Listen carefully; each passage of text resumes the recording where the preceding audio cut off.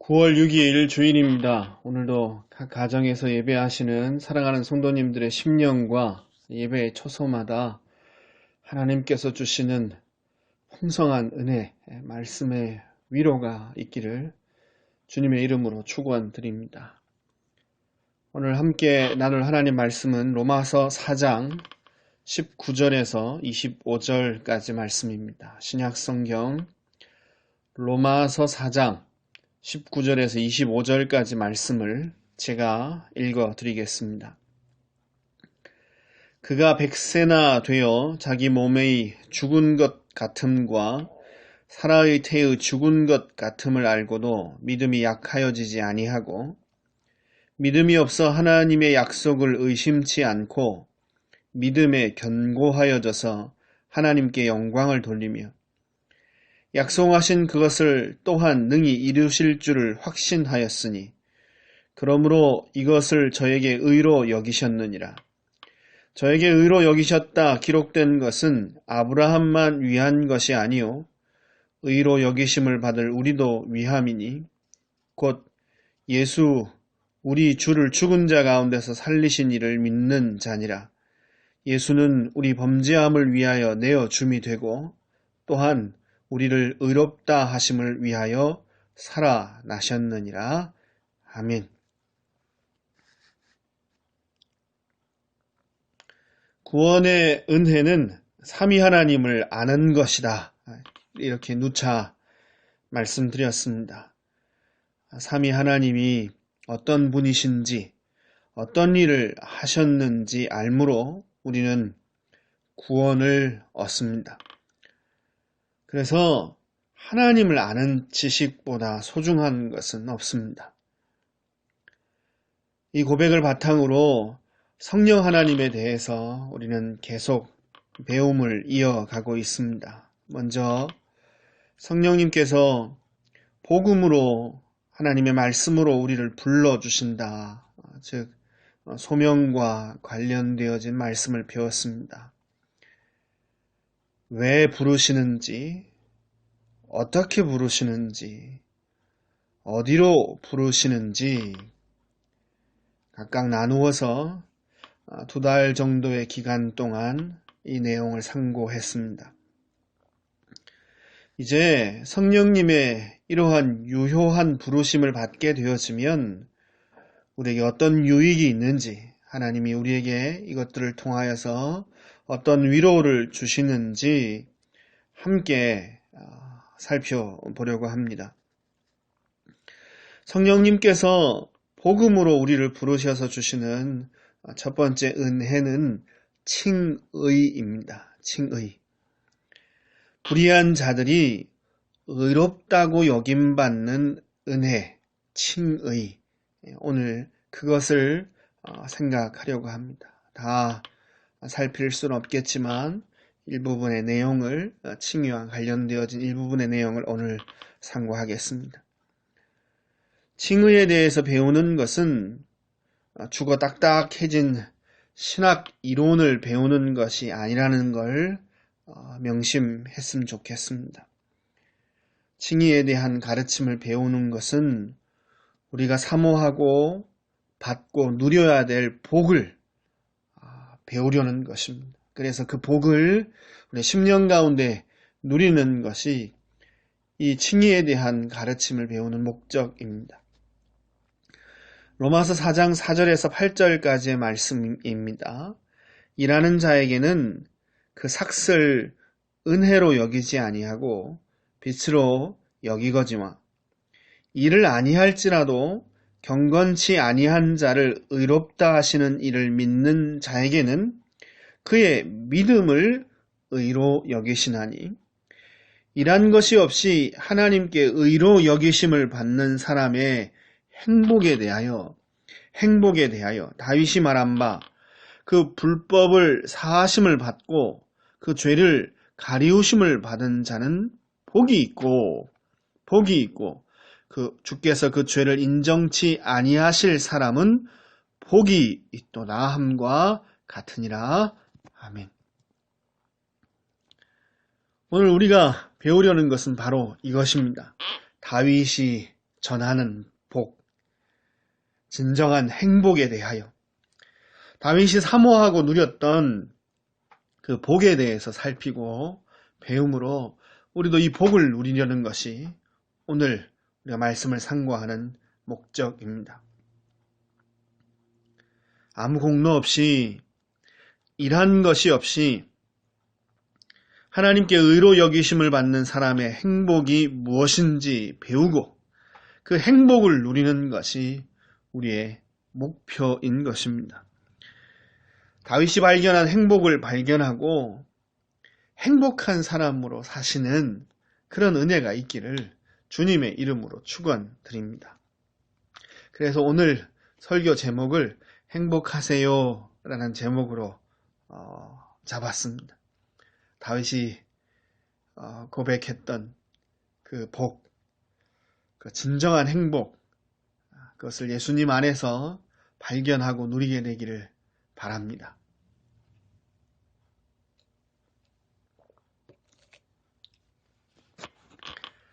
칭의란 법적인 용어입니다. 법정 용어입니다. 재판관이 피고를 향해서 선고하는 판결입니다. 죄에 대한 혐의가 있어서 재판을 받은 피고를 향해서 죄가 없다고 선포하는 것, 의롭다고 선포하는 것이 바로 칭의입니다. 재판관이 피고를 향해서 최종적으로 선고를 하는 겁니다. 이 사람 무죄입니다. 죄가 없습니다. 의롭습니다. 그것이 바로 칭의라는 것입니다. 복음을 통해 성령의 부르심을 받은 자들은 바로 이 칭의의 은혜를 누리게 됩니다. 심판주이신 하나님께서 우리를 당신의 재판정 앞에서 의롭다 선포해 주시는 것입니다.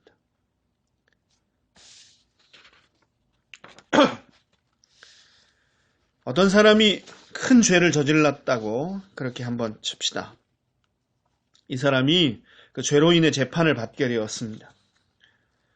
저지른 죄가 크고 중하기 때문에 모두들 사형이 선고될 거라 그렇게 예상했습니다. 그런데 재판장이 피고를 향해 최종적으로 무죄를 선고했습니다. 죄가 없다, 의롭다고 선포한 것입니다. 만약 이런 일이 발생한다면 사람들이 어떤 반응을 보일까요? 분명히 재판관을 욕할 것입니다. 뇌물을 받았다, 사법 정의가 무너졌다. 이게 나라냐? 아마 그 재판관은 불의한 재판관의 대명사가 될 것입니다. 우리는 인간의 죄와 비참함이 얼마나 큰지 알고 있습니다. 하나님 앞에서 모든 인생은 죽어 마땅한 죄를 지었습니다. 그런데 심판장이신 하나님께서 죄인들에게 무죄를 선포하신다면 어떻게 될까요? 명명백백한 죄를 가진 인간들에게 덮어놓고 의롭다고 선포하신다면 심판주이신 하나님은 어떤 분일까요? 그렇습니다. 하나님의 판결은 불의하고 하나님은 불의한 재판관이 되는 것입니다. 그 재판 자체가 의롭지 못합니다. 그리고 죄가 있는 사람들이 죽어 마땅한 죄를 지은 사람들을 덮어놓고 무죄다라고 선고한 재판관은 불의한 재판관이 되는 것입니다. 하나님께서 불의한 인간들, 죄를 지은 인간들, 마땅히 죽음의 형벌받아 마땅한 불의한 인간들을 의롭다고 하신다면, 즉 칭의를 주시려면, 칭의를 선고하시려면 반드시 이 문제가 먼저 해결돼야 하는 것입니다.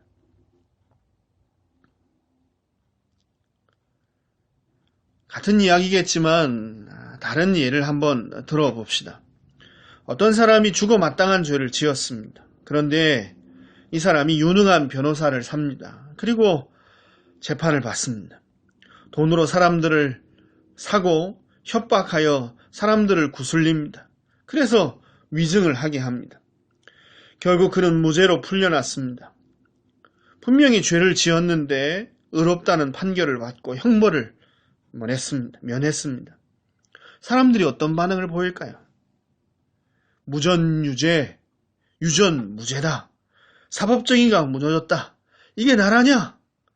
세상이 시끌시끌할 것입니다. 판결은 무죄로 나왔지만 실제로 죄가 사라진 것은 아닙니다. 아무도 책임을 지지 않고 죄에 대한 대가를 치르지 않았습니다. 그러니 피해자는 계속 고통을 당할 것입니다. 사람들은 그가 죄인인 것을 알기에 모두 손가락질하며 욕을 할 것입니다. 자기 스스로도 양심상 떳떳하지 못하게 살게 될 것입니다. 하나님께서 죄를 지은 인간을 말로만 의롭다고 칭하시면 동일한 결과가 나올 것입니다. 죄는 그대로 있는데 판결만 무죄가 선포되면 불의함은 그대로 있는데 칭의가 선포되면 문제는 죄는 그대로 남아있는 것입니다.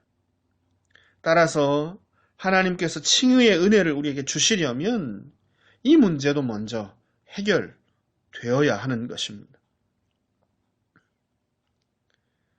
이처럼 칭의의 은혜는 권선징악, 즉 죄는 벌하고 선한 일엔 상을 주는 하나님의 공의, 이 의로움 판단이 세워져야 주어질 수 있습니다. 우리에게 하나님께서 칭의의 은혜를 주시기 위해서 죄인인 우리를 의롭다라고 그렇게 인정해 주시고 선포해 주시고 선고해 주시려면 하나님의 공의가 먼저 만족돼야 하는 것입니다. 죄에 대한 마땅한 형벌, 그 대가가 반드시 치루어져야 한다는 것입니다. 또한 죄인이 말로만 아니라 진정한 의인으로 바뀌어지지 않으면 안 됩니다. 말로만 의롭다고 하는 것은, 즉 말로만 칭의가 선포되는 것은 불의합니다. 의롭지 못합니다.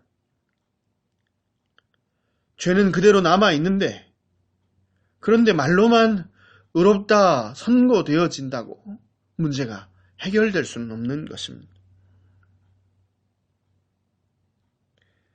이 문제들이 해결돼야 칭의의 은혜는 비로소 은혜로 우리에게 주어지고 누려질 수 있습니다. 그리고 이 문제를 해결하신 분이 바로 우리 주 예수 그리스도이십니다. 이 문제가 해결된 것이 바로 십자가입니다. 하나님은 불의한 재판관이 아니십니다. 죄인이 그 대가를 치르지 않았는데도 의롭다 하시고 풀어 자유를 주시는 분이 아닙니다. 하나님의 공의를 세우기 위해서 예수님께서 사람이 되셨습니다. 반드시 치루어져야 될 하나님의 죄에 대한 대가, 반드시 세워져야 될 하나님의 공의를 세우기 위해서 예수님이 사람이 되신 것입니다. 죄가 없으신 예수님께서 십자가에서 죽음으로 제 대가를 치르셨습니다. 사람을 대신하여, 사람을 대표하여 십자가에서 형벌을 받으셨습니다. 죄인들에게 부으실 심판주 하나님의 맹렬한 진노와 저주가 예수님께 다 쏟아졌습니다. 성부 하나님은 십자가에 달리신 예수님을 동정하지 않으셨습니다. 가엾게 보시고 눈물을 흘리지 않으셨습니다. 세상 모든 사람의 죄를 지고 죄인이 되신 예수님, 죄덩어리 되신 예수님을 철저히 외면하고 버리셨습니다. 남김없이 고스란히 죄인인 사람들이 받아야 할 고통을 예수님께서 담당하게 하셨습니다. 로마서 4장 25절, 예수는 우리 범죄함을 위하여 내어 줌이 되고, 예레미야 23장 5절에서 6절, 나 여호와가 말하노라, 보라 때가 이르니 내가 다윗에게 한 의로운 가지를 일으킬 것이라. 그가 왕이 되어 지혜롭게 행사하며 세상에서 공평과 정의를 행할 것이며 그의 날에 유다는 구원을 얻겠고 이스라엘은 평안히 거할 것이며 그 이름은 여호와 우리의 의라, 여호와 우리의 의라 일컬음을 받으리라. 아멘. 죄인이 마땅히 받아야 할 형벌을, 그 대가를 치르지도 않고 그냥 사면해 주시고 우리를 의롭다 칭해 주신 것이 아닙니다. 사람이 받아야 할 심판장의 진노와 저주와 죽음과 고통을 사람이 되신 성자 예수님께 다 쏟아 부으시고 그 대가를 정당하고 완벽하게 남김없이 치르게 하셨습니다.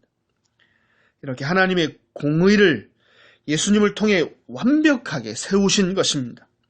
그리고 대신 우리에게는 무죄를 선포하셨습니다. 사람이 되신 예수님께서 우리를 대신해서 우리를 대표해서 그 죄에 대한 형벌과 대가를 완벽하게 치르셨기에 그래서 우리에게는 무죄, 의롭다, 형벌을 면했다라고 그렇게 선포하신 것입니다. 그래서 우리를 의롭다고 하신 재판장이신 하나님은 의로우신 하나님이십니다.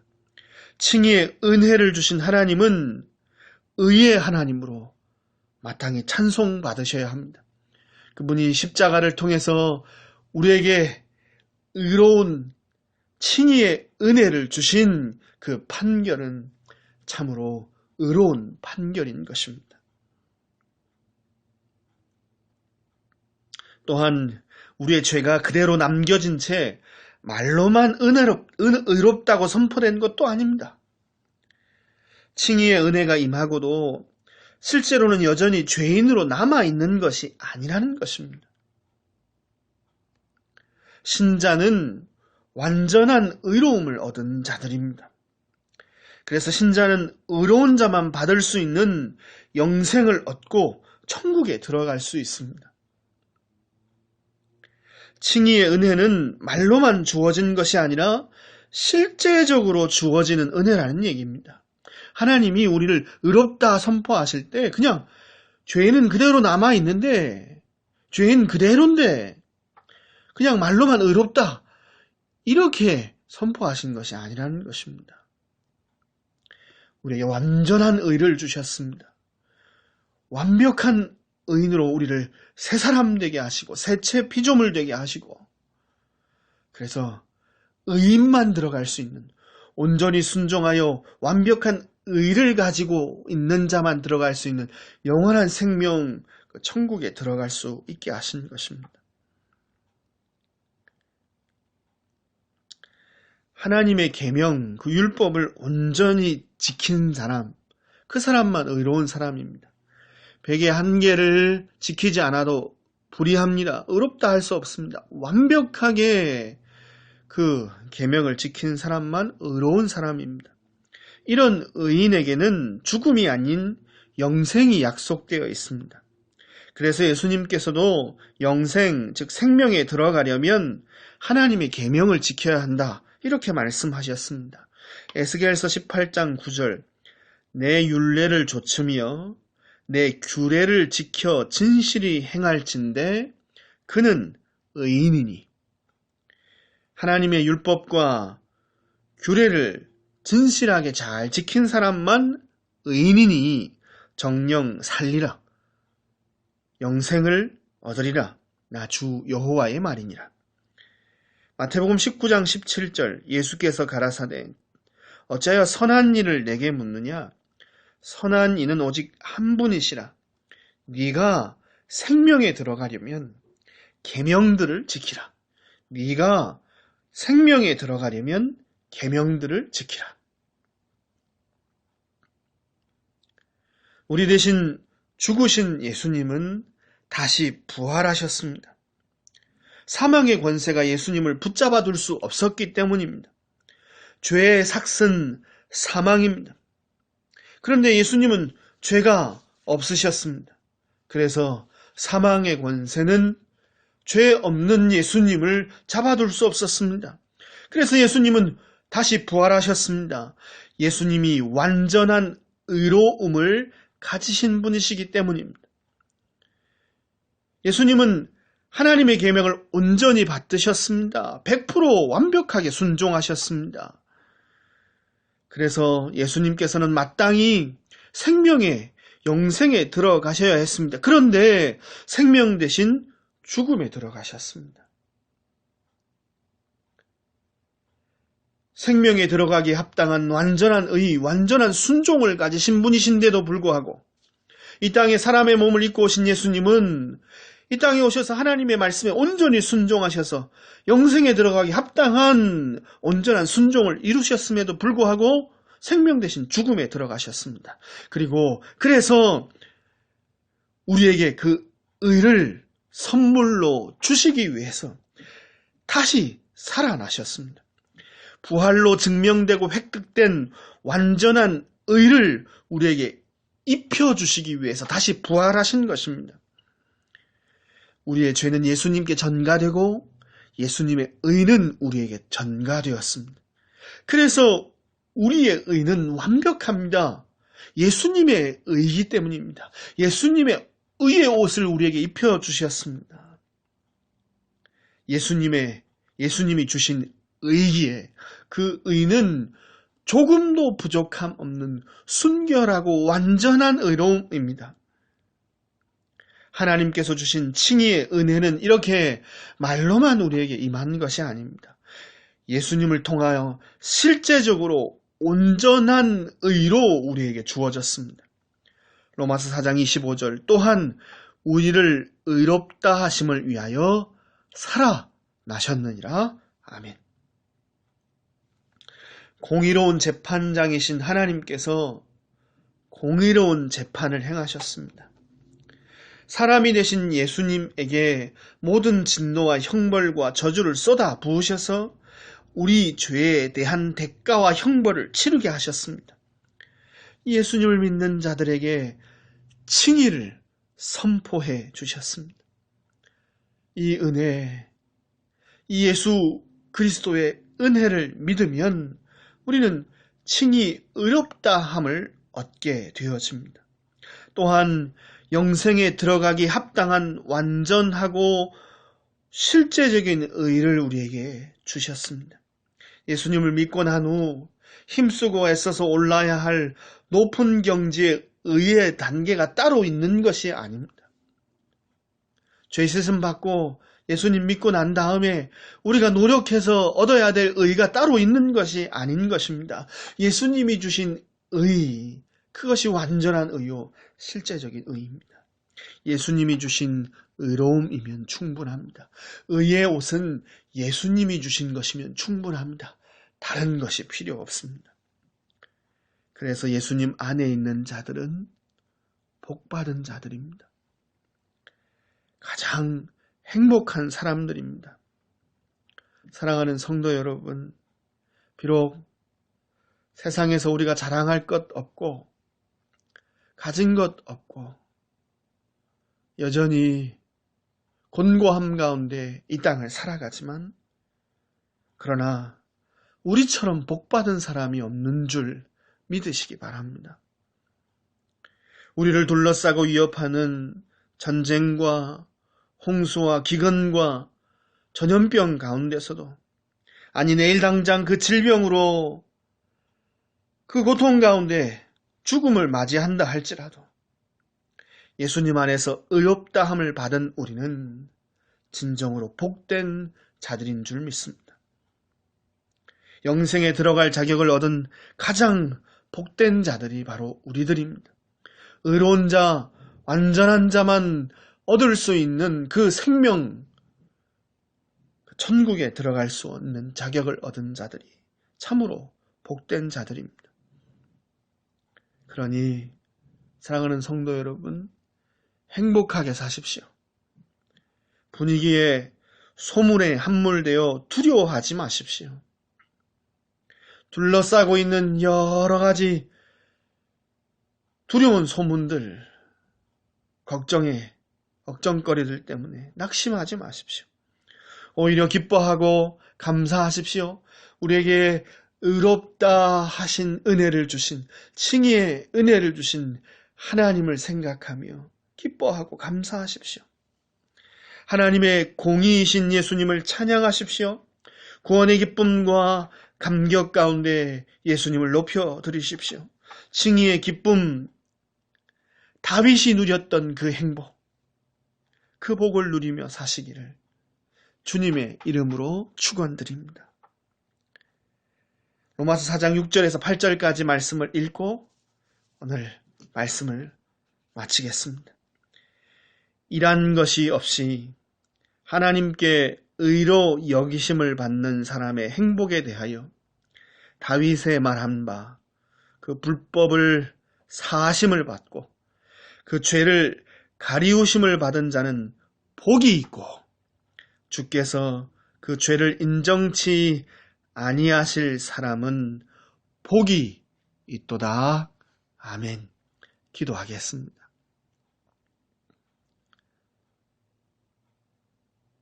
우리에게 이 놀라운 은혜와 복 주셔서 감사합니다. 죄의 가리움을 받고 불법의 사하심을 받게 하셔서 감히 하나님 앞에서 의롭다 칭함받는 놀라운 은혜 주심 감사합니다. 이 은혜 주시기 위하여 예수님께서 사람이 되셔서 우리 대신 우리를 대표하여 우리가 받을 죄의 형벌과 진노와 저주와 고통을 다 당하게 하심 또한 감사합니다. 예수님 온전히 순종하셔서 그 하나님의 계명, 그 율법에 완벽하게 순종하심으로 획득하신 그 온전한 의, 부활로 확증하시고 획득하신 그 의로움을 우리에게 전가시켜 주셔서 예수님의 의가 우리의 의가 되는 실제적인 복 주심 또한 감사합니다. 이 놀라운 사역, 하나님 행하신 이 지혜와 능력으로 말미암아 오늘 하나님 앞에서 의롭다 칭함받게 하심 감사합니다. 다윗의 고백처럼 이 은혜 받았기에 우리가 가장 행복한 사람임을 고백합니다. 우리가 가장 복된 자임을 고백합니다. 처처에 두려운 소식들, 우리의 마음을 흔들고 불안하게 만드는 여러 고통스러운 이야기들이 들려오지만 오늘 하나님께서 주신 이 칭의의 은혜, 이것 깊이 묵상하며 누리게 하셔서 이 땅 살아가며 우리가 행복한 자임을 선포하고 이 참된 행복 누리며 사는 역사가 있게 하여 주시옵소서. 감사하며 예수님 이름으로 기도 올리옵나이다. 아멘. 찬송가 137장 찬양 드리겠습니다.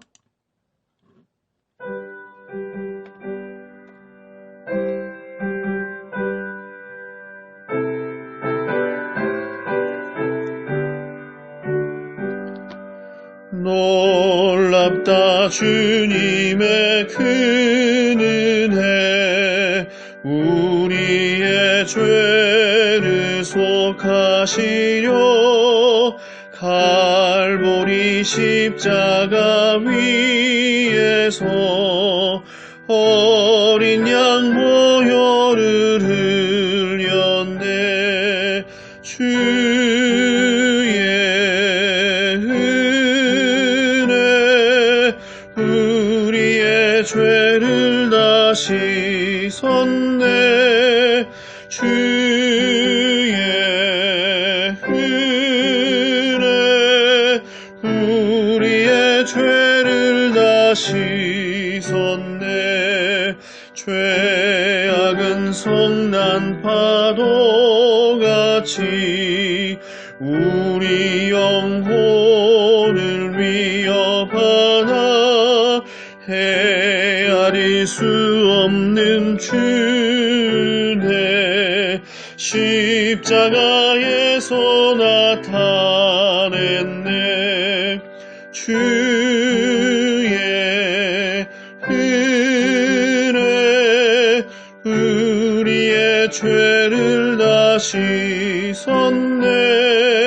주의 은혜 우리의 죄를 다 씻었네. 죄악에 물든 영혼들을 주께서 피로 씻으시네. 지금도 흐르는 그 피에 눈보다 더 희게 씻어라.